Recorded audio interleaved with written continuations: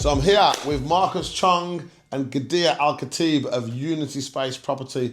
These two guys have been conquering the capital, taking over the whole of London.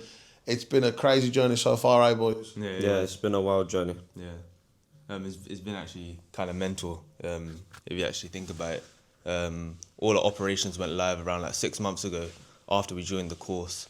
We did previous training, but it wasn't as good as we thought it was. And then we just kind of met you, and it kind of popped off. Got instant results. Yeah, and we kind of got into property from the beginning of last year. One of our friends recommended it just to go to like a crash course, essentially. And we just kind of fell in love with it. And I think it was a kind of a mad coincidence as well, because during that time I broke my hand, and my doctor was even saying he did the course as well. So and he was kind of bigging it up at the same time. But it was just not to our expectation, if that kind of makes sense. Just because like we were kind of like not taken as seriously, maybe just because of how we look or how young we are, and it just wasn't motivating to do. But until we joined your course, we were just like, yeah, let's lock it in, and we kind of quit our jobs at the same time. Well, funny to be fair, kind of got fired for going on the phones, calling to landlords. I remember this. You both got fired within about the space for a week. Yeah. He got fired first for How did you get fired? What did you get fired for? He went to the toilet and got fired. I was trying to outreach to landlords. So Yeah, and He was sneaking into the bathroom she was, yeah. to run his business. I mean, you got to do what you got to do sometimes. Yeah, 100%. Yeah, I kind of got fired because I took a week off and just said that I don't really want to come in no more. Yeah, and then during that week we went to agents, called landlords, did everything basically taught us. And then they just said that we don't really want you no more. I said, yeah, that's fine. I mean, fair play to you. You say that casually. It does take a lot of balls to be willing to sort of erase your whole life that you know in the sense of work. And I know you're in uni too. Yeah. And you got rid of all that and just started a whole new life, started a business. You've had massive success. Like I always say, extraordinary men do extraordinary things and get extraordinary results. But you took risks. Yeah. And they've paid off. I think even with that, like just risk alone, I think that's what we've always wanted to do. Because like we're two type of people who don't really want to be stayed into like the whole 9 to 5, the whole uni space. So when property came up, it was just another venture to be like, it's just another excuse to tell our parents to kind of like, uni can fuck off really. But obviously they wanted results, and we just made them a promise that within a year we'll do well. Get results. And look at where we are now. And how long's it been so far? 6 months. Well, we signed up to the other course in January, and then we did yours in September. So it's been nearly a year. 2 more months and then it'll be a year. So we've done extraordinary things. How long since you did my training? 9 months ago. Yeah, 9 months ago with Kieran's course, but 6 months where we went fully in it. Yeah. So it took a few months to actually get rolling. But the last 6 months have been a whirlwind. And I know you were both in uni. Yeah, you did business, right? Business management, yeah. How did you find the stuff that you learned at uni in business compared to actually being in business? Well, when I went to the business management course in uni, I was expected, to learn about certain things about business, maybe how to like start a company, for example, or maybe like just simple things really that you would expect to learn, but they don't really teach you that, like that sort of thing. So when I went to your course, it was like more of, okay, so this is how I start a company, this is the SIT code, this specific thing I actually need to make sure, it's fully legal, I'm fully compliant, I know what I'm doing. And from then on, like, our friends saw our results from all that. They were like, oh, you quit uni? Oh, yeah, we quit uni. And they saw the results and they joined. About 6 of them joined. And we were like, yeah, this is sick. Yeah, it is, because like, even like talking about it, like when we quit uni, everyone was kind of doubting us, including our friend group. Because like, uni's the norm. Like, that's the thing you need to do. That's how you need to make money. Obviously, they know us personally, like, that we've done, he's done copywriting, like entrepreneurial stuff. So I've done reselling and selling clothes. He's done, other things online to make money. But just like when we went into the property space and quit uni fully, it was more like, raw, like you're actually taking a big leap. That is a big job. You were in your second year. Yeah, I was in my second year doing accountancy. But it's like, the thing is like, you don't really take uni as serious until it comes to the exam. And I think everyone could relate to that. Like when it comes to school, until there's an exam and you need to actually pass, you're actually going to start studying. And like me and my friends will just like go to parties, do all this kind of fuckery, but not really get on to the uni stuff. But when it comes to like making money and stuff, that's where it really counts, and that's where all our hard work will go towards. Yeah. 100%. And obviously, you've experienced now that business it's not easy. It's a lot of work. But you're obviously very disciplined men. How old are you both again? We just both turned 21 this year. Both just turned 21. You've obviously shown a lot of discipline and made wise choices to have ended up going to uni, doing property courses. You're obviously very serious. And so you've put that seriousness and that focus that you were putting into uni now into running your own business. It's not just a case of you fucked uni off and started a business. You made a wise, calculated decision. And it is a lot of hard work, I'd say. How hard would you say this is compared to the workload that you had at uni? Well, I'd wake up working till I go to sleep. Like, Yeah. I think With this business? Yeah. And how about with uni? Well, Definitely for got us time. personally, we didn't really spend time on uni. Like you It's say, more like playing GTA or playing like COD. Like it's just like stuff like that, Until exams come. Yeah, exactly. It's just like normal like 20-year-old stuff. But when it comes to this business, I think the main thing is like no one really actually takes in the fact that it is hard work. We've really matured as well. I think. Yeah, I think Taught us a lot. we've come to different levels from back then, because like even now we have gaming PCs, like that's what we worked for when we used to have jobs, and we worked for that because that's a route we wanted to take. But after we got into this space, we've kind of like pushed everything aside, like no gaming, no none of that, and just more let's focus on this and Laser lock focus in, on yeah. this, yeah.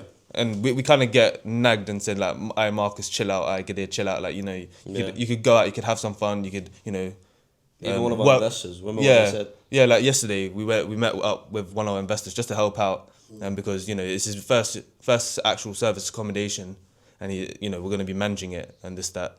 But he was like, "I Marcus, like you lot work really really hard. Like you're active. Like you've been helping me out. Like even like 1 a.m. he'll be calling us. He's like, I've never known anyone to answer my phone call like that. He's like, you guys need to go on holiday."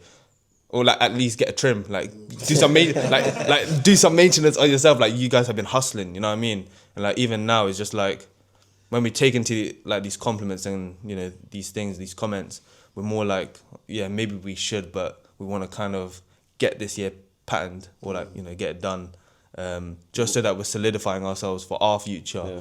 But yeah, that's mainly it. I totally agree. I totally agree, bro. The Barber's is right by my house. It's probably 100 metres, and there's loads of times I've gone to film some content and I'm like, oh, I need to go get a trim. But the 20 minutes it'll take me to go there could be working. I love what I do. Like, I don't need to play games anymore, bro. Like, I bought a big TV, surround sound, the steering wheel and all that, because I enjoy playing the racing games, and I haven't used that in I don't know how long. So I can totally relate, and even with the trim thing, Because even now, like even before this, I was like thinking, should I get a trim? So I can't be bothered, like you know what I mean? There's more important. What's the ROI? What's the ROI? Getting a haircut, Like there's yeah. Get on the phone, man. Get some money out. I think even linking it back to how we've actually built like a good structure as well in terms of the business and how we operate. Like Marcus is mainly in charge of deal sourcing. I'm in charge of management. And now how many units we're managing, Marcus? I think we're managing around 7 now. But I think that all when it came into the systemization of things, we kind of learned early on just by looking at you and also doing projects with you, Liam and them lot. Yeah. We thought to ourselves like it's better to split the workload instead of doing it all together. Cause, like, Absolutely. when we did that, when we did it as a combined unit, like obviously it got us results, but it also wasn't efficient enough. Like the systems were falling out of place. We'll just be constantly debating and arguing about like things to be done and stuff like that. But after we kind of like split responsibilities and made sure that Marcus, you drive if I need to go to a viewing, or you source and I do management. That's that. You found your feet now. And you've done it quite quickly, to be honest. They say most businesses fail in the first year. If we maybe we'll collate the data and make a graph. If we could look at the trajectory of where your business is going, it's just up and up through the roof. There's no signs of any sort of having to close in the first year. It's been all well thought out, well structured. Honestly, I'm really proud of you, man. You should be proud of yourself too. I know just as well as you do, man, that it's just head down and just keep trotting on. But if you ever get a minute to stop and reflect, make sure you give yourselves a clap, man, because you've done really well, man. You've done good things. It's hard work. It takes a lot of balls. You need to be sharp and disciplined and all these things. But for people who are watching, it's not easy. Like you hear now flippantly things like you've sold how many deals and we're managing how many deals, but what you don't see is when these guys are up. I've been on the phone to them 1, 2, 3 in the morning. We're just talking business and stuff. On the phone calls at 6 a.m. Yeah. Just talking about ethics, talking about how to deal with sorts. And this was like very early on. But even now, like, you building know, the base. Kieran would answer the phone anytime we need him. Obviously, sometimes it'll be, you know, to us it'll be like very important, but to him it's just like very minor, very, you know. But it's what you need from a mentor as well. It's like, it's not only like that phone call you need, it's like that reassurance, and not many people do give it to you. So when we did our previous course, it was more like, yeah, you could do that, but, you know, just kind of get out of my sight, really. And it was just not very assuring for us, because like we want to be assured, especially at a young age, you know, when it came to the contract side of things, when it came to actually knowing what we need to know in order to implement it, you know, we're very cautious on that side. Yeah. So when it came to learning from them, we were just like, bro, like, you know, things were just contradicting itself, things were just not adding up, and it was just like, what did I just pay for? You know what I mean? Yeah. But when we came to you, it was like, actually, we first met on the course, but we had a phone call initially, and it was just like, you could tell like you were proper on it, and that you wanted to actually help care. it. Yeah, like you actually wanted to help. And there's not been many people that we know who would actually do that. So when we heard your voice, I was telling him, let's fucking sign up, let's do this, let's do it now. I remember that, yeah. And then it was just like, yeah, and I was like, I'll fucking pay for it no matter what. Like, let's just do it and let's go. And yeah, we took that leap, and here we are. I'm glad you did, man. It's really warming. I really, really appreciate your kind words there. I do try. I feel like the community we've got here with the Power team, and you guys have built a great name there too. I know there's a lot of people from, well, every other city really, but obviously I focus mainly on Birmingham myself, and I know anyone gets a deal in London, if these guys, if I get a deal in London, I need a viewing, if these guys I'm calling, any management, anything at all in London, if these guys will go to, so quickly they built themselves up to a level of being an authority in my community. We call it the Power team, all the previous graduates, everyone knows these two. And, you know, like they mentioned, their friends who saw the results that they keep getting. It's about 6, if not more, friends of yours who've also... Now it's 7. So now it's 7 people. Yeah, there's another guy on the next course. Like, it's crazy because they're seeing all the results that they're getting. And the team that they're building, their own little community down in London here, it's just powerful, man. It just speaks volumes. But, you know, you're leading from the front, both you guys, and people are seeing that, you know, you guys are someone that they need to be beside to get... But I think it's not even just about, like, leading them on. I think it's just that because of, like, how we've all grown up together, it's more like we want our friends to do well, so you might as well, like, bring them along for the journey. You know what I mean? Like, you don't want to be selfish, and, like, you always want to give back to people who's took care of you since day one, since knee height. And, like, things like you, for example, like, we always tell you we're very grateful for no matter whatever accomplishment we achieve. It's just like, yeah, we sold 8 deals. We've taken on 7 projects for management. But it's like, if we didn't take the leap of faith and did your course, we wouldn't actually get our friends involved. We wouldn't be doing what we're doing now. And, you know, it's just really, like, it does sound like I'm... It's only up from it. Yeah, it's like... It's only up. I don't know how to take these sorts of compliments. And Liam's behind the camera, guys. He always is. And Josh is behind that camera. He was taking the mickey at me the other day. He said something really nice, and I was just like, that's nice. And then we sort of changed to something because you're so shit at No, but I think it applies for us as well. Like, when people, like, talk to us on, like, the Power team, for example, and people are like, oh, like, you're doing very well, this and that. We're just like, yeah. It's weird, isn't it? Yeah, it is weird. Thanks. Yeah, it's like, oh, thank you. What are you supposed to say, you know? Yeah, exactly.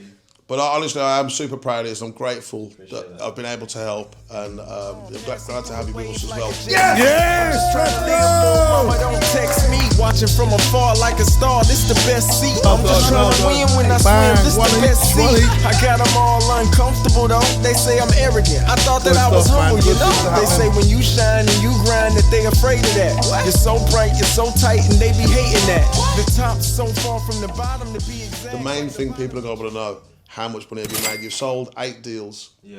An average deal, by the way, guys, if you're new, an average deal is £3,000. So they've sold 8 of those. So we'll be charging a bit more, depending on the spec of the property, depending on, like, the amenities nearby, and, like, the location as well. So it could be roughly around 3 to 5k, depending, and especially, like, furniture as well. That's a cost that they don't need to include, just because it comes with the property. So low cost, initial cost. Total, I think, just So under 10k. Yeah, around, probably, like, with sourcing, gross, probably around 15 to 17. Yeah. And then with management as well, we made around, like, 10k with management as well. So, sorry, 15k gross from sourcing. Yeah. With the management about 10. What's your net then with your management? No, with management, around 7. £7 grand a month Yeah. across 7 units. Yeah. Decent. Decent. But that's like conservatively, because obviously we haven't done the math, but conservatively it does make us. Yeah. So you're rounding down there. The way I trained you, be conservative. Good guy. Good to hear it. I mean, if you put it into perspective, I'm going to try and get a chart, a graphic put on the screen of the salaries in the UK. I think that the average salary in the UK, they say it's about 30-something grand. I think that's bullshit, to be honest. I don't know many people making 30-something grand. I think it's probably 20-odd. 24, I think. I would say so, but if you Google it, it comes up 30. Even if we went with 30 grand, that's a bit of a jump away from doing 7 grand a month. Yeah, exactly. I was with a private surgeon last year getting a vitamin infusion. Shout out to Gil, recommend him to get that. I didn't think much of it, but that's another story. Now, got to talk to the surgeon about money and property, and he said he makes 10 grand a month. And when he said that, my stomach dropped. Because I know I'm doing well, I know I'm making good money, but like I said to you guys, don't often get a chance to reflect, really. And then when he said 10 grand a month with a big smile, I was like, whoa, you've gone and done how many years of uni? You heal people, you know. And here's me without a GCSE to my name, and we'd be having strong words if we had only a 10 grand a month. I'm a few years in now. You guys are doing that within just short of a year. So I know where I'd rather be. Medical school is good and well, and you know the Torah says honour the physician. We need doctors for sure. But sales and business is where the money's at. You're going to be a millionaire, you're going to be filthy rich, you need to learn investing, you need to start your own business, tax it up the ball. How good does it feel when you're at dinner and you do it on business? Yeah. And it's like, whoa, it's crazy. Yeah. Josh, what were you about to say before, bro? On 7 grand on 84 quid a year, bro. 3 times the average salary. And you quit uni to do that, bro. That's sick. Yeah. That needs to be mentioned. So Josh is behind the camera now. In case the audio was bad, he's just done the quick maths. 7 grand a month is about 84 grand a year, which is around about triple the average salary. As 21-year-old young men who've dropped out of uni of their own choice, they've pulled themselves out of uni and realised there's a brighter future somewhere else. And I heard it quoted somewhere else. A guy said, the more of something there is, the less valuable it becomes. More and more people are getting degrees. People are needing to get master's degrees to get a decent career. You go and spend 30 grand on a degree, 36 I believe it is, for a degree, to get a job for 36 grand a year, bro. You spend 36 grand to make 36 grand, that doesn't make sense. You can come to my course for less than 10 grand, I'll teach you how to make 7 grand a month if you work hard like these guys have. And it's not easy, it's not passive, but it can be done. If they can do it, if I can do it, why can't you? Ask yourself that. 100%. 100%. I think that the main focus that a lot of people don't really realise is that, you know, when, like, the whole property thing, like, when it comes to, like, the advertising or stuff, people say it's, like, passive income and stuff, and that's what we got drawn into. But, like, when we came to your course, it kind of, like, opens your eyes a bit, because, like, when you see these guys work, it's not just passive, like, they're on the phones constantly, you know, doing God knows what, like, you know, selling deals there and then on the course, even with their own properties as well, that you would learn, like, the special tactics in them that I'm not sure if you are going to do that. There are special tactics. We'll teach you the special tactics, don't worry. But even like with that, like, there's an abundance of money there that anyone could collect. It's just whether you're going to implement his strategies and actually listen to what he tells you to do. 100%. Make sure you're utilising, you know, his network and, you know, his mentoring. Because, like, we were on a phone call with someone else in the power team, and they were just kind of falling off, and just like, you need to put people back into reality and say, you know what, you got Kieran, you paid literally 5 to 8 grand just to do his course, and yet you're not calling him up every day. Accountability. Yeah, you know what I mean? So the most successful people I've noticed are the people who call my phone frequently. Like, dude, we've been on the phone till 6 a.m. before, and half the time we're just chopping it up and just catching up and telling funny stories and making jolly. When we're doing business and we're up till 2, 3, 4 in the morning, it's not just, we're not robots. Yeah. It's not just straight facts and figures. Do you know what I mean? We'll have a little joke, we'll tell a little story, we get back to the numbers, something else funny comes up and we talk and stuff. But it is generally pretty hard work. Now, the great thing about what we do, I like to think, yeah, it's not passive income. Tilak, shout out to Tilak, sent me a video. He's in Greece. He said, I remember when you said it on the course, being on the beach. Maybe we can add that clip in. Yo, Kieran, bro, I'm just in Greece right now on the fucking beach. I just closed another deal today. Contract signed. The keys are getting collected tomorrow. You know how we were talking about on the beach, sipping a cocktail and making money, bro. I'm literally living the life. This is it, bro. I appreciate your course. everything you've done for me. I can't lie, that course changed my life. Crazy. Bro, I just wanted to tell you I appreciate you. Link up soon, bro. That's sick. On the beach with a cocktail, making us out. He's done a freeway coast horse, made £1,000 from the beach. Right now, he's in Greece as we speak, as we record. And so things like that. Like the other day, me and Liam and Josh went to play tennis. We spent the day, what did we do? We went for steak, we went for tennis and stuff, went to the gym, but we're still working, we're still on the phones and taking calls and stuff in between sets and in between, like we were in the middle of a game and a match of tennis, the phone rings, we'll just stop the game and go and take the call. Yeah. But there's not many other jobs you can go and do that in. No, you can't. Do you know what I mean? I think that's another thing. Working around the clock is something that we do constantly. Like even eating, you have people, you know, calling you on the toilet. People be calling you. Like, it'll just be these little things that, you know, that is normalized. People will just be disturbing you. It's not like it's not a bad disturbance. It's a good disturbance. But at the end of the day, sometimes you want your peace. You know, It's calling. Yeah, and like even like us, like you have to kind of surround yourself with actual winners. And like everyone says that at the end of the day. But like us lot will go travel to Brum, you know, spend a few days with you lots, play tennis, play badminton, you know, actually learn more. And even hearing you guys talk on the phone, like I remember we had this conversation very early on when you guys were trying to sell deals. I think we were in Manchester then. You were trying to sell you were selling a deal, and we're just listening to you guys and actually writing down on our phones as well, just like listening, blah blah blah, this and that. It just kind of like pushed us to be, you know, learn more. So like with the special tactics that we learn, and like sales and this and that, it just kind of motivate us as well. And even Josh behind the camera, when he posted his recent video out, so that's the one where he tells people, you know, he's made 6 figures, blah blah blah, this and that. You know, he's actually one of the key reasons that actually pushed us to do more. The 5-star towels. Yeah, like when we were in Manchester, and obviously he was telling us stories of his own personal life and how he's come to become better and better just by doing the course, and it just kind of pushed us. I think we were all in the room as well. You know, it just kind of motivated us even more, pushed us even more. Fire, you know, yeah, get you and I think during that time we kind of like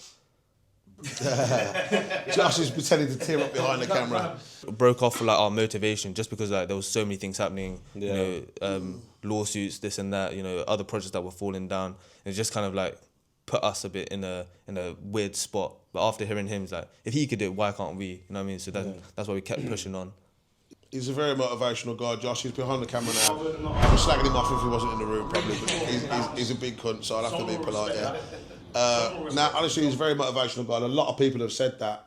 I have asked him before as well to record some of the stuff, some of the conversations we have, and I'm like, bro, I wish we were recording that right now. That was fire, like poetry, bro. The things coming out, highly motivational, and it's a fact that when you're around people who are inspirational, motivational, and all that sort of stuff, how are you not gonna be inspired? And it's also like people like within the PAL team are actual hard workers. Like they don't mess around. You know, there's other people like Monique, Fizz, Josh, you know, Tilak. There's tons of people. Fizz, shout out to Fizz as well. Wick Dash, shout out to everybody, man. The whole power team, Lashana, Serena, Sunders. I gotta stop because I have to name every single person. Alicia. There are so many people in there that, you know, willing to help. You're willing to help, but it's kind of like a healthy competition as well. Like, you know what, you're making money, I could do the same. You know what I mean? So it's just like, why can't 2 dumb idiots who dropped out of uni 100% make money like the same as these lot? And these people have actually graduated from uni and, you know, done a course and this and that. But like, you know, but yeah, it's actually surreal. Crazy, right? Yeah, it's surreal to actually think about how much we've done. You know what I mean? Like when we first started, it was just a little project. Now it's more. It's early up from me. It's early up. So where do you see yourself now in the next 12 months? I think I asked you this when we did the testimonial video at the end of the training, and I'm asking you again now because we're a couple of months down the line. Where do you see yourself now, 12 months from where you are? To be honest, I think we're gonna be doing bigger projects because like even now, like even without posting like social content and like stuff like that, that's on our behalf just because of how caught up. I've been on your case about that a few times or so. Yeah, we're doing some now. We're doing some right now. Because we've been so caught up in like the admin stuff and like actually doing stuff physically. I think like we're gonna get into bigger projects. Like even now we have like different investors want to invest over 100 grand, just wanting to get into the rent or BRR space. It's like I think that. So contracts aside now, yeah, everything's perfect. Alright, beautiful. It's nice working with you. Bye bye. What we saying? Deal closed, yeah? Deal closed. On holiday. We're just chilling in the villa. How much is that for you, bro? Sunbathing. Made a quick £1,166 on the dot. You know what I mean? Come The on. life you want to live. I'm just trying to let the lights consume me. I'm just trying to let the vibe for the night consume me. I'm just trying to let this wine and my wife consume me. Imagine you're getting those sorts of results without much on socials. Yeah, What I would you think do? it's just what we learned in the beginning is that outreach, building that relationship, building that rapport. You know, I think relationships, like I tell everyone who I've met, relationships are important. Like it's not about money because there's an abundance of money out there. Nurture that relationship. Yeah, exactly. check Like, in with them. you know, I think like if I gel with you and I'm good with you, you know, we could always do business together. You know what I mean? So it's not just about the money. It's more about who you meet and, you know, who you would actually want to kind of do business with. Because that's the importance of it. That's a very true point. I remember hearing that earlier, and it resonated with me because rather than trying to chase money, if you aim at adding value, then money will come. Yeah, exactly. I spent a lot of my early days just doing stuff for free for people, man. You know, helping them in negotiations, contracts, and teaching little bits and bobs, and that also helped me master what I was doing. You know, so just adding value in whatever way you can is always a good idea. I know you guys add tremendous value. When these guys sell a deal, they'll also do the decoration, and here was lovely. When I come in, I said, right, let me scrutinise, and I searched the place looking for a fault, and I couldn't find any. So, you know, not only do they source wicked investment opportunities for investors, they offer management, which it does make it passive for the investor. You know, I hate that word, but it does make it passive for the investor. So I guess passive income to some degree does exist. If you know Marcus and Gadea, it exists. Yeah. And then you've got staging, of course, which is an additional fee because they'll do all the decorating, sourcing the materials. Like, And also staying there for like countless Anywhere we need days. to go, Like, yeah, anywhere across the... people don't see that side of things, bro. Let them know what that's like, man. So like even like recently, like even this one, we would stay for like 3 days. Like we'll give ourselves a time frame because obviously you want it up and running. And obviously within those 3 days, we literally got everything set up. Like when it came to the beds, you know, putting the mirrors up, TV, everything. And even another project that we helped with someone in the power team, his name's Ashley, shout out to Ashley. We went all the way to Wales, from London to Wales. 4-hour drive. Yeah, Bro. and spent at least 9 to 10 hours just setting up his service accommodation, fully done, fully built. You know, now it's up and running.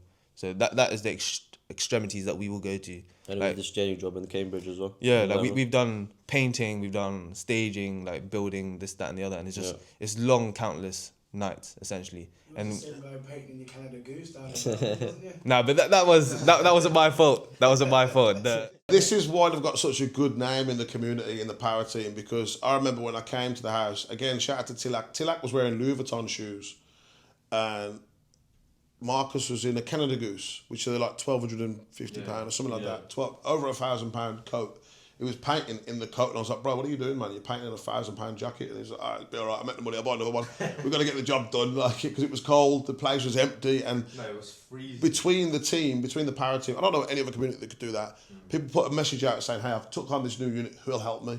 And people like these guys will drive from London to Birmingham, from London to Wales, sleeping in dusty. Like, they've got money, they don't need to be there, but by the time you drive to a hotel and come back, forget that, we'll sleep on the sofa, get a quick wash, order a pizza in the whatever we've got to do, and just get the job done. Tenacity, man. Absolute Even that Wales job, we didn't even sleep. Yeah. We got there at 9 PM and was like, you know what, fuck this, let's just start. Yeah. Because we brought one of our friends from like... We've created monsters, man, I tell you. It's actually unreal. Like got so much done, yeah, though. we got so much done. Like we got there at 9 PM because we brought our friend and he had to go college. So we're like, oh, we have to drive back down. So we're like, you know what? Let's just stay up the whole night. So we all went to sleep around. Well, he went to sleep early. Part-timer. Yeah. But all the rest of us went to sleep around like 11 AM, 1 o'clock in the afternoon. And well, to be fair, he fell asleep when everything was done. Yeah, I know he got the job done. I know that. Let's not discredit him, but he did get the job done. But he went to sleep early. But all of us were also setting up. Like it was just so much work. And then we ate some dirty pizza that everyone just didn't want to eat. And those are the sides of the job that no one tells you, bro. Passive income, you get told in all these other courses. Does that sound very passive? Staying up all night and help, but you didn't have to do that. Did you get paid for that? No. No, these are the reasons. When I say add value, a lot of people, bro, because they're starting from the bottom. There's almost a sort of air of desperation. It's a strong word, but some people, they're at the bottom, they're trying to build the way up, and all they think of is themselves. But when you're willing to add value to that degree, where you're driving on your dime, on your fuel, taking time out of your day to drive, and pausing your business as well, to drive to another city and help someone else with theirs, look what that's yielded for you now, that everyone knows your name. You've got a fantastic reputation, both of you, and it's just compounding and compounding and compounding. To add on to that, like, it's not, to us, like, asking money from, like, people from Power Team, all that stuff like that, it's not really of how, like, that's not our model. No, of course we wouldn't. These guys don't know that, though. They don't have a community like we have, you know. Even, like, normal friends, right? Like, even asking your own friend to pay for you, or, you know, ask for money, like, nah, you could just return the favor later on. Like, you know, if I buy you a meal, just buy me a meal next time, or if I do something for you, it's like that. Like, that's how we that's kind of our relationships with our friends, with anyone. Or maybe that's just the way we've been brought up. You know, like, traveling 4 hours, yeah, that's a long journey. 4.5 hours is a long journey. Like, we were cramped, let's just say.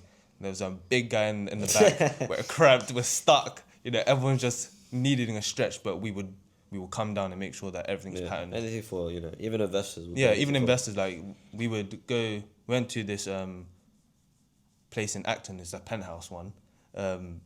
You know, we went there at 1 a.m. just drilling, help him out, staging, help him go shopping, because obviously they don't have cars as well. So we said, you know what? Let's just help them. Yeah, hop in my car, let's go around, let's go IKEA, Dunelm, whatever, and just buy your amenities. And it's just perfect. And then a few months when you get them people calling you, thanking you, it makes a huge difference. And the thing is, again, there's a compounding effect of that, because you're putting your investors' best interest first. Yeah. You're adding value more than just money. So then people, they go into another 10 people, and then until another 10. And so your name gets out there as adding value and helping, no matter what, you know. So it's even now, the investor always tell us, "Oh, I love you guys. You know, you're the best thing that's ever happened to me." Blah blah, this and that. And it's just starting out. You know what I mean? Yeah. It's just it feels very surreal that we could help people as well. Yeah. Because, like, it's not where we saw ourselves. If that kind of makes sense. Yeah. People come to us. Yeah. That sort of thing. Yeah. And we always talk about it, like, you know, when we take a break or, like, in the car, we're just like, rah, like, people actually come to us and, like, they know who we are. And it's just weird, isn't it? Because, like, at first, when we first started, it's more like, you know, we just wanted to build something for us too and our families. But now we're helping other people build theirs. Gives you, like, a lot of ideas for the future as well, I think. Like, exciting things. Yeah. Rocket. That's powerful, boys, man. Listen, I'm glad you invited me down here to see this lovely place. It's outstanding. I'm really looking forward to seeing. I think we'll do a catch-up maybe in 6 or 12 months and see where you've got to. But thanks for inviting me down, man. It's been really cool.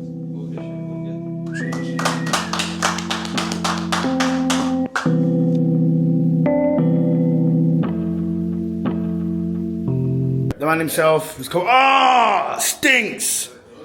Oh.